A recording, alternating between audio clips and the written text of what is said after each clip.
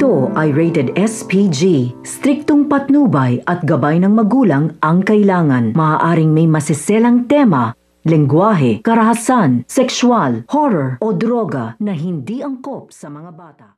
Kasama na nga ngayon palagi ni Tata itong ang si Ivana dahil nga siya ang business partner niya. Kaya naman nga't makukumpronta nga nila itong ang si Venice at si Vivian. Dahil pinagmamalaki nga ni Venice na siya nga ang pinili nito ni Francis kesa nga dito kay Ivana. Ngunit sumabat naman nga itong si Ivana dahil wala nga raw siya pang kaya dito nga kay Venice kung siya nga ang piliin ni Francis. Dahil mukha nga siyang ewan sa kanyang itsura ngayon, lalong-lalo na nga sa pula nga niyang buhok na mukha nga raw siyang manok. Kaya naman nga itong ang si Venice ay naasar nga dito kay Ivana. At itong ang si Ivana ay sinabunutan pa nga itong si Venice. Nakatingin nga lang itong si Tata sa pangyayari dahil siya ay hindi na nga maaapi pa nga nito ni Venice at ni Vivian. Dahil may pinagmamalaki na nga itong si Tata, isa na nga siyang head chef at business partner nga nito ni Ivana sa bahay inasal.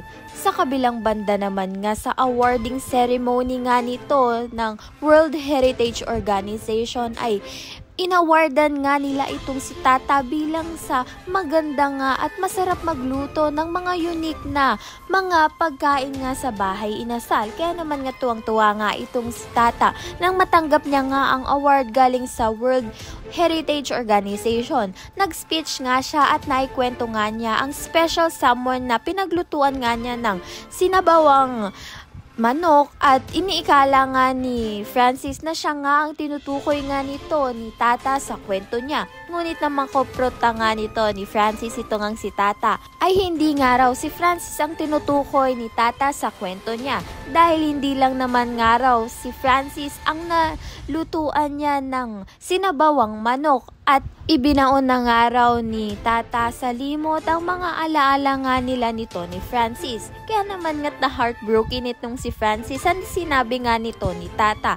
Kaya naman goodbye Francis na nga ba para nga kay Tata o mapalambot pa nga ni Francis ang puso nga nito ni Tata. Ayan at iba pa ang dapat abangan. Maraming salamat sa iyong panonood.